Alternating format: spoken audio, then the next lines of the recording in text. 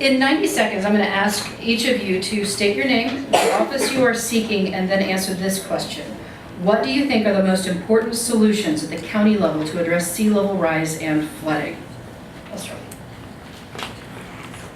My name is Penny Taylor, and I'm running for re-election to District 4. I'm a commissioner. One of the most important things the county can do is think about 10, 20, 30 years from now, and we're doing it. We have been given a gift in Collier County. It's the dream team. It's Dr. Peter Shang and Dr. Michael Savarese, who have been given $1 million grant from NOAA to study this county, granularly study this county. What we need to do from that study is incorporate it in planning and then absolutely use that planning going forward.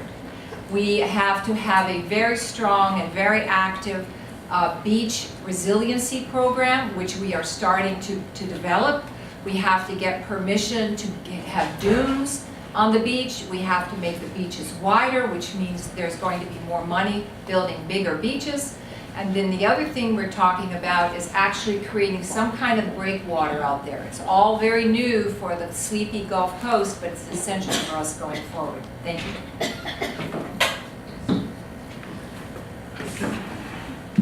Is it working out? Yeah, there it is. Stephen Jaron, I'm running for District 4, Collier County Commissioner. The county, yes, everything that would happen here, of course, we would all see and witness. The county does have a plan. It's about 18 months old. Like Penny said, it does have to do with widening the beaches, raising the beaches, adding dunes, vegetation on dunes, all that kind of stuff that would hopefully help us weather another major storm. There are some other things that I think that would help is coordinating with Lee County, Charlotte County, all of the counties really on the West Coast. I think it's got to be a concerted effort, but it's certainly a problem. It's here. Acknowledging it, I think, is half the battle. Anyone that's lived here for any amount of time can see that the beaches are shrinking. Thank you. Thanks, Steve. And thanks for coming. My name is Brad Schiffer. I'm an architect and a planner. I was a member of the Planning Commission for about 9 years, and I forgot. I'm running for District 2 County Commission. And I'm now on the Florida Building Commission. The governor appointed me to that twice. And these are issues we're dealing with. Now, I agree with everything they said about widening the beach and all that, but somehow I see a bigger monster coming than that. And so the kind of things we're working on at a regulatory level is how often are we going to let people be building back projects on the beach as they get destroyed? How are we going to adapt buildings that have been destroyed so that they can stay there? And when are we going to start realizing we have to retreat? I've lived in Collier 18 years, which is sea level rise time. That's 3.5 inches. So it's a problem. It's coming, and pushing beaches out isn't going to stop it. So we really do have to come up with methods to do that. Flooding is less complicated than sea rise. Flooding is an engineering project. I think one thing the commission did do is they put together a utility, a stormwater utility, so that means we're going to have money and we're going to have engineering, so we really can start to focus on, from a regulation standpoint, is engineering at the flooding level. Okay, I'm going to address the following question to each of the candidates, all of you, and we'll go probably in the same order, just so that we space everybody out the same. According to Flood IQ data about Collier County, sea level rise plus a hurricane category 3 would cause flooding related damage in 114,775 homes in this area. What can we do to protect these areas? Well, they're built, and according to our, at least in the city of Naples, the newer houses have breakaway walls, which means they can flood all at once. The walls break away underneath, the house stays, and everything is fine. I think the issue is not so much the flooding from hurricanes, because people can always point and say, okay, that was a disaster, it's okay. It's when the water comes and stays, and when they come down the stairs and they have to walk through water. or their cars flooded underneath. And that is a little bit longer. So right now, we can just keep sea level rise on everyone's radar and keep talking about it, which is a new thing for this county commission to do. So if everybody can use the mic, we actually have people at overflow, so yeah. Oh, I'm so sorry. You guys can speak well inside the room, but Yeah, Collier County this year, as of January 1st, the code did change, the building code for the state, and all new construction is actually got to be a foot higher than last year. So, and that does apply to renovations and additions on existing homes. So part of it's built into the building code. But yeah, it does come down to seawalls. I mean, and it all seems like a temporary fix if the ocean is rising as much as we believe it is. So, but seawalls, raising the beach, widening the beach, anything that we can do to protect our property. And again, back to the building commission, and I do have to leave here and catch up with it in Miami, is that we really design buildings, hopefully, so that you can really stay in it at lower levels. I mean, we, amongst ourselves, attribute that to be a category 3. The flooding is an issue. I mean, and so I think we're going to be instructed. In the last storm, the governor really moved people around by giving them the fear of the flooding that's going to happen, and it didn't happen, unfortunately, or fortunately. But the important thing is we're hardening buildings. We're really working hard on that so that they can take up the higher categories. And once you get up into 4 and 5, buildings are not designed to maintain that. So we would have to really get out of here. But I think a 3 with fast moving and fast retreating storm surge would be something we could stay in our home. All right, the next question that is directed to everyone is, what role should Collier County play in community education on sea level rise? Is there an education program that you might champion in Collier County schools?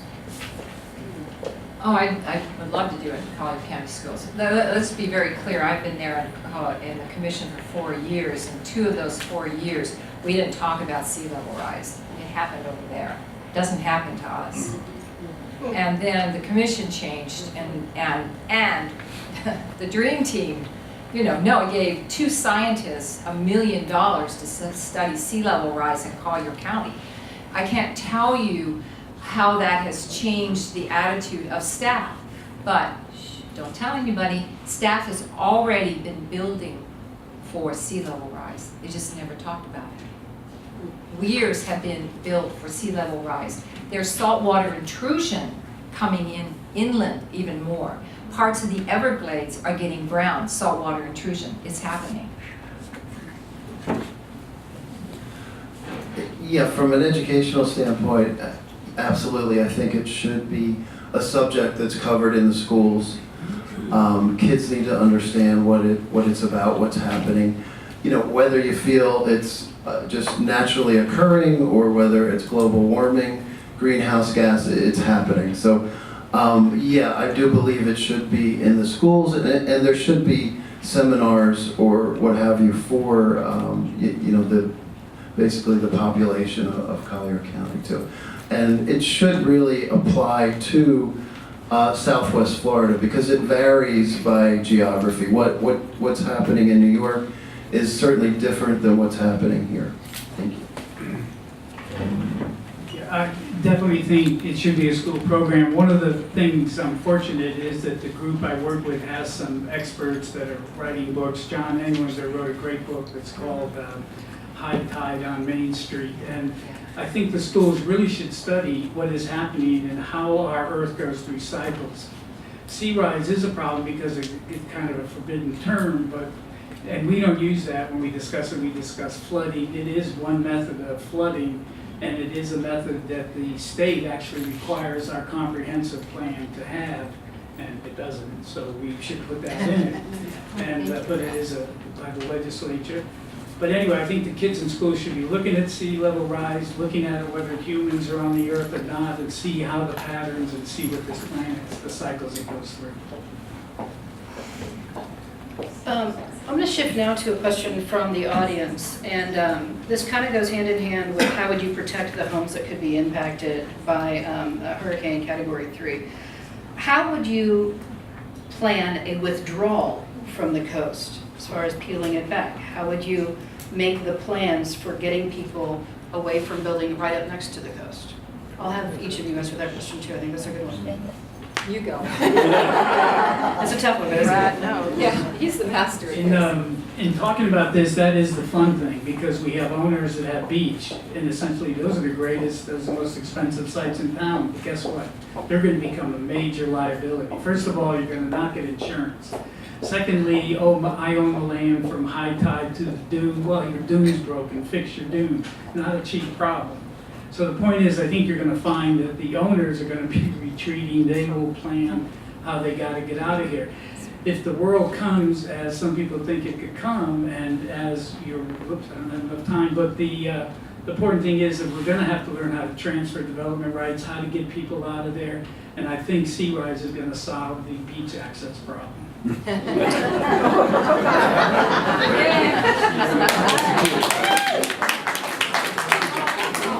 I couldn't resist.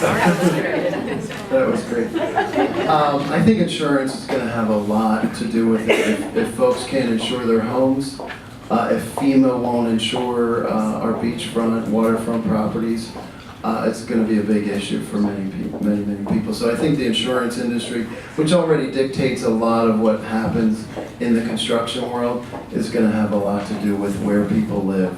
Of course, if you have endless money, you can live anywhere you want. But in the long term, for most of us, I think if we can't get FEMA flood insurance, that's going to really have a lasting effect on where we live.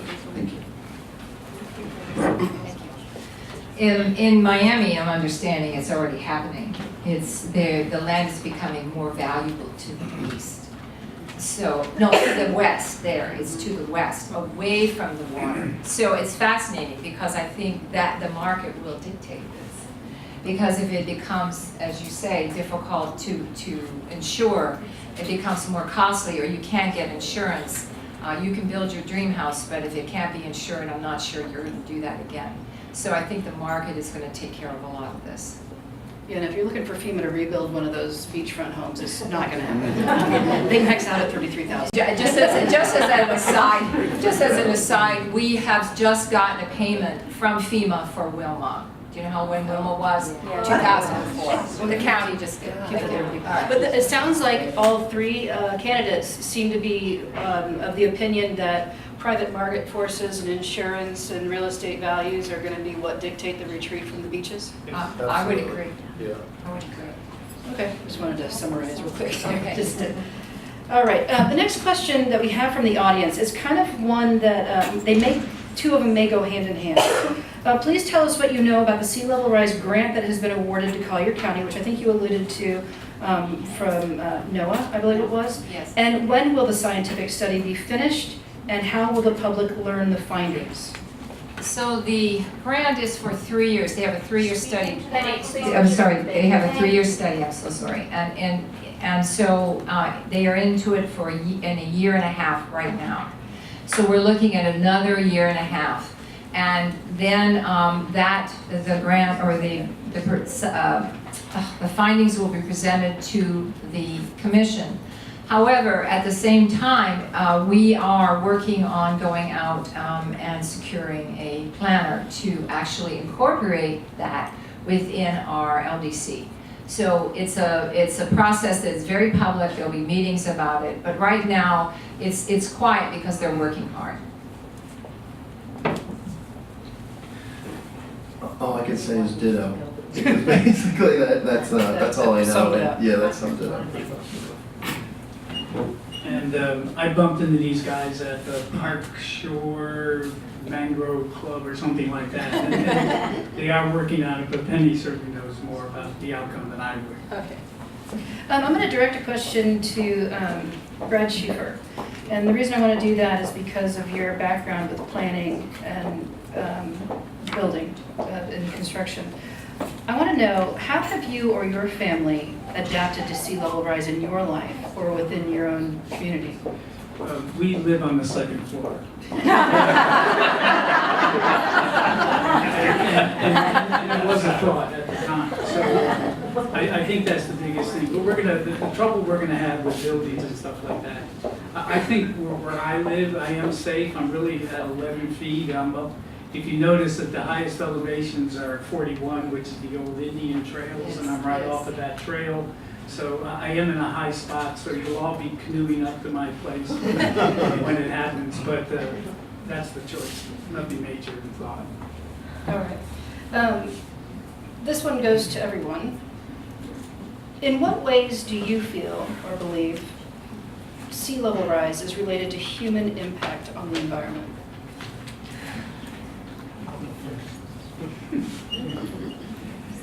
In the early days, you couldn't talk about sea rise because you talked about climate change, and then you talked about politics, and then it was a partisan conversation.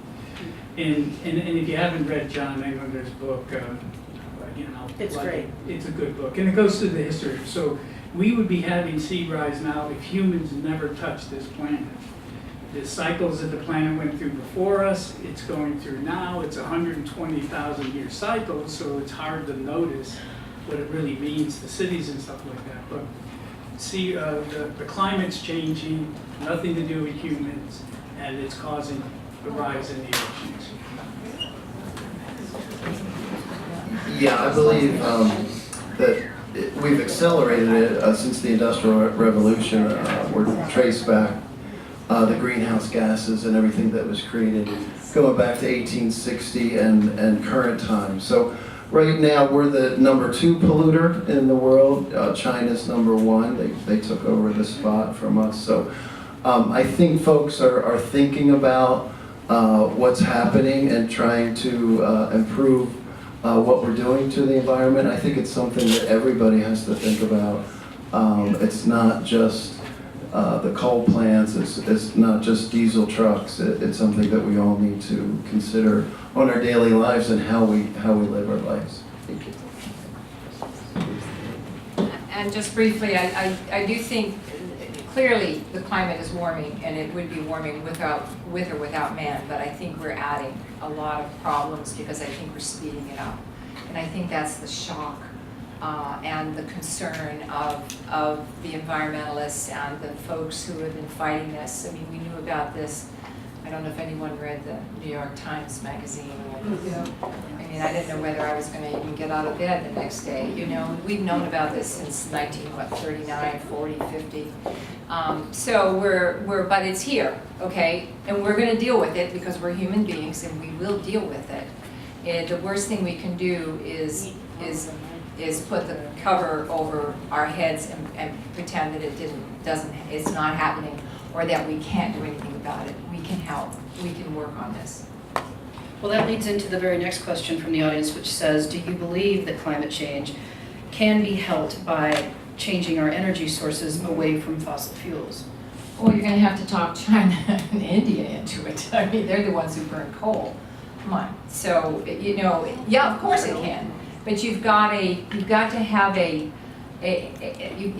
this is a political solution, which I'm afraid is not going to be a kumbaya moment. It's going to take buy-in from the whole world. Yes, yeah. Well, most of the world. The industrial world. The world that's... Yeah. I see what you're saying. Yeah, absolutely. I think we can decrease the rate. Solar, sustainable energy, windmills, whatever works. Electric cars, hybrid cars, bicycles, electric bikes, all great things. We are an older community. Some of us are not that adaptable to some of the new technologies out there, but you know, I see a lot more bike riders in Naples than there used to be, so I think we've come a long way. But yeah, renewable energy sources are definitely where it's at. I think it's a great thing. We have kids in high school, so we definitely want them to experience the best of the best. Thank you. Now, I do believe that the Earth will be going through the temperature change, but I do believe that mankind is accelerating it, and it's proven what he's doing. I mean, there's everybody I've talked to gives examples of where whatever they do in their life, they're seeing where the Earth is heating up, and it is. So we really have to stop the fossil fuels. The internal combustion engine, the amazing, we invent something that explodes, 60,000 times a second in a block of steel. And that's how we're running our world. We got to be smarter than that. We are heading towards a smarter version of the world than that. And we have to stop using fossil fuels, which is really the decay of an old existence of creatures. As a follow-up to that, a question comes to my mind, if you don't mind me throwing this one in the mix. But after Hurricane Irma, a lot of Collier County was without power. I'm sure we all remember that, not so fondly. And we also had problems with our pump stations not being able to pump sewage out of neighborhoods, so it was backing up. Would you consider, and I would ask all three of you, would you consider looking at alternatives to powering those pump stations with solar panels individual for each of them? We are committed as a county not to go through this again. I was chairman when Irma came through. I was there. It was unbelievable that what happened again and again. And so what we are doing is looking at increasing our generators and looking at alternative sources of power. I don't know what the result is because they must be efficient. But we are going to commit a significant amount of money to make sure that another emergency is not repeated as it was during Irma. Yeah, many of the lift stations have been replaced or updated. You may notice in your neighborhoods, I know in my neighborhood, the one closest to us has been updated. But yeah, and some of them have diesel generators, not all. I think the larger ones tend to have generators. But of course, the question is, if we can't get diesel fuel or propane or whatever powers those generators, what good is it? So yeah, I would be all for solar, but it takes a lot of power to run a lift station. So if it's possible, I don't know how many, I'm not a solar expert, but I don't know how many solar panels it would require and how large of a battery array. But if it is something that's possible, I would be all for it, sure. Yeah, one thing, once a year, Collier County goes through a process, it's called the Annual Update Inventory Report. And what we do, we look at everything in the county. I know this because the Planning Commission does along with the Commission. And as we look at these different things, one thing we have to add to it is what happens on the disaster side. So let's say we were reviewing the waste treatment before, we'd come up with a level of service, we would show that it's working great, it has a height on that, but also we have to add a new line at the bottom. What happens if you don't have power? What's the level of service then? And it's zero. Power is not the only thing that can take out this. I mean, if we had flooding, just sheet flow flooding, that would take out our septic system. So in our update, the AUIR report, we have to start looking at it by missing power, missing utilities, missing something to see what it's like if it crashes. And we maybe would have caught the problem we had last year. Which leads me to another question. Hurricane Irma, obviously last year, what things do you think the county could have done differently in preparing for what happened last year? Is there anything that could have been done ahead of that storm? Or did we have to learn to make some changes and move forward? Well, you're going to say I'm biased, woulda, coulda, shoulda. We went through that very, very painful but long and gut-wrenching analysis after Hurricane Irma. What we could have done. We needed more shelters. We need more. We had no idea so many people would come and need shelter. We were prepared, but just barely prepared for it. Thank goodness the schools, by law, need to cooperate. So we're talking now about making our facilities that we build, we've got a challenge of trying to get out of Dodge. And so I have a feeling that in the future we would be a lot more insistent in getting people out of here, so I think that's mine. Yeah, there was nowhere to run but north last year. Yeah, that's it. Was that better than a cowbell? Much more peaceful. Just real quickly, you need to put the microphone to your mouth, candidates, because it's being recorded and the folks out there can't hear you. Within 1 inch. 1 inch, okay. So lick it, right? Yeah. Yeah, the county, as far as I noticed before Irma, they were out and about. I think they hired several subcontractors to pump the lift stations. So I believe they were on that pretty good. And I don't know that the county really could have done anything else. I think one of the problems is FP&L. They are hardening, you know, they're doing upgrades, putting in concrete poles and that kind of stuff. But, you know, a lot of the cables could be underground. They just have an incredibly expensive cost to put them underground. So we are a beautiful county. We have a lot of landscaping. Our medians are landscaped. So naturally, there's going to be issues with trees and power lines. So I think FP&L really could have done a little bit better job, personally. And I think a lesson learned was what I proposed earlier, that in the AUIR process, we should try to crash all the utilities, all the things that support our society to see what it's like. And a question related to schools, somebody sent in the question, how do we make charter schools build to code so we can use those as shelters as well? Sorry. Are charter schools included in the, we can use the schools as a shelter? No. I don't believe so. I can answer.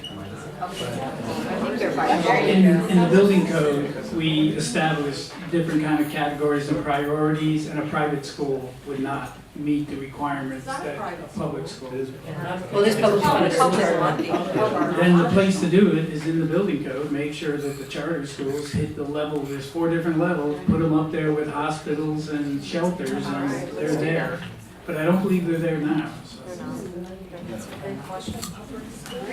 Yeah, I know the one that's close to me, Mason, is in an office building on Horseshoe Drive. So I don't believe that meets the hurricane code for schools and institutions. So yeah, they absolutely should be up to the same code that all our other 50 schools or so are adhering to. It's interesting that publicly funded schools wouldn't be held to the same building standards. It's different from county to county. Now I want to look into that. So another question, that's kind of like a pop quiz question. Do you know why greenhouse gases are called greenhouse gases? Brad does.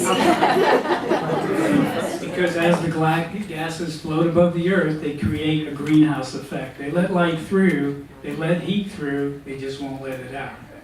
Just like So a it acts greenhouse. like a greenhouse. Yeah. It's not because the gases are green. Our waterways are green. That is the question, and so that's going to lead me, now that we're on a color theme, I want to go to that. And I want to ask about what kind of things you would be willing to propose as a county commissioner regarding contributions to runoff of fertilizer and beautification. As we've already mentioned, we have beautiful medians, beautiful landscaping in the county of Collier. And what kind of modifications would you be willing to propose going forward to avoid the amount of runoff of nutrients that we've been seeing going into the waters, causing the blue-green algae issues and suspected of being linked with red tide? I think we're really going to do something this time, because I don't believe the county has passed as strict a fertilizer ordinance as the city of Naples has. And so I think now we realize the issues before us and we'll start addressing this. But, you know, let's face it, where are we going to put all this water? And that's the challenge we have. When we're building in the east, what we're doing now, the county commission in 2015 passed a 50-year strategic water plan, and that's to manage water. So what we're trying to do in the east is the potable water that is used in the east, the new development, it is completely recycled up to 95%. And it's a plan that we want if we become if Collier County becomes the main deliverer of that system, and we're working very hard to do it. Unfortunately, in the east or in the west, we don't have that. Yeah, I don't know the exact number of golf courses we have in Collier County. I think it's somewhere around 100 or so. But yeah, the amount of fertilizer, nitrogen, Roundup we're pumping into the ground is a lot of poison that affects our water supply, since our water supply is underneath us. So yes, from a county standpoint, I believe that organic fertilizer should be mandated.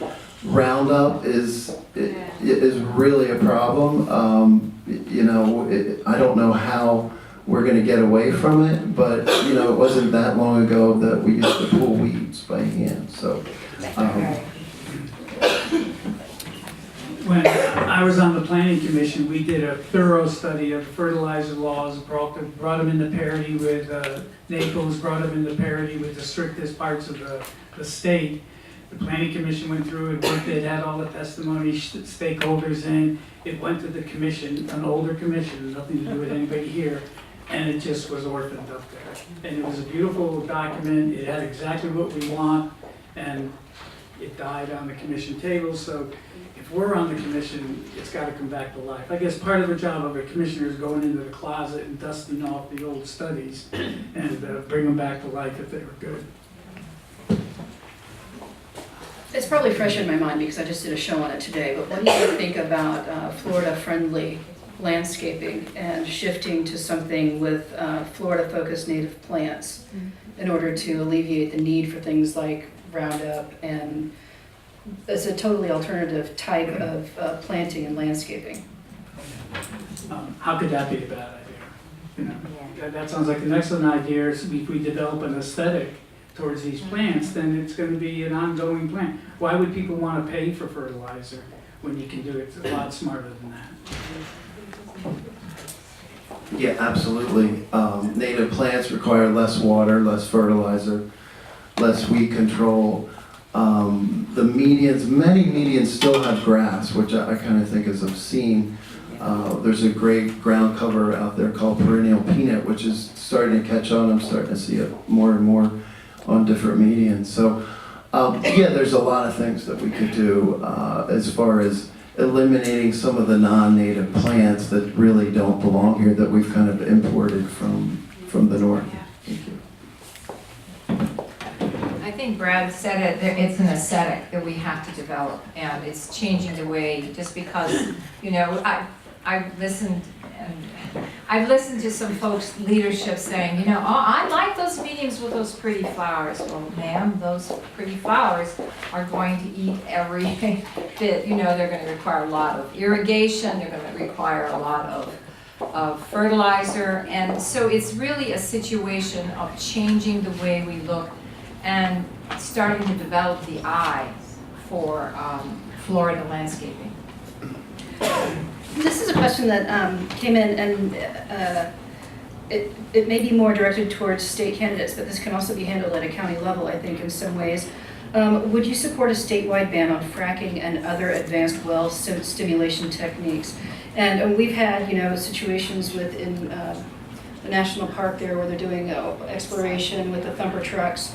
And then there are always the private landowners who have their rights to check out what they want. How do you stand on that, and how can the county commission have an impact in regulating what happens? Well, I think the fracking issue came to fore about 3 years ago, and I oppose fracking in Collier County specifically because I'm a commissioner. But Florida does not have the geology for fracking. It is going to be a very dangerous exercise without much return, except maybe a few dollars here and there. So it's something that we need to disabuse ourselves and stand firm and say no. I'll never forget that day in Tallahassee when it was defeated. That was the brightest day in a long time in Florida's history. Absolutely, yeah. I would oppose fracking also, and offshore oil drilling. Our drinking water comes from the ground. I can't imagine why anyone would want to pump chemicals into the ground that we're going to drink water from. So, yeah, absolutely, I would ban it here and personally everywhere else, but fracking, offshore oil drilling, all those things, I would be against. As am I. I mean, taking water, putting chemicals, dangerous chemicals in it, and pumping it into a limestone soil, that's not a bright idea. So we have another one, I couldn't quite read it, I couldn't make out the handwriting, I feel terrible, I'm so sorry. Another question on the same card, talking about fracking massive, will you support legislation to dedicate the largest share of Amendment 1 funds to Florida's land conservation programs? That's more of a state question, I think, that came in early, so maybe we can hold that for them. Yeah. But maybe we could extrapolate from that. What type of funding does the county set aside for land conservation programs? Well, we had Conservation Collier, and the folks at Conservation Collier decided last year they didn't want to go forward with another question to you, the voters. They plan on doing it if things move the way we hope they move in 2020, and at which point it will be on the ballot for you to decide whether you want to tax yourself to put aside land. But I always smile because when I was elected to the city council in 2000, it was like my birthday and Christmas and everything wonderful. It was unbelievable because that was the year, the first time in the history of Collier County that people said they were going to tax themselves to set aside a piece of land and not do anything with it. And it set the bar. And we are very good at that, and I don't care if we have 70% of our land in preservation. We need these pockets of preservation throughout our county, especially in the urban area.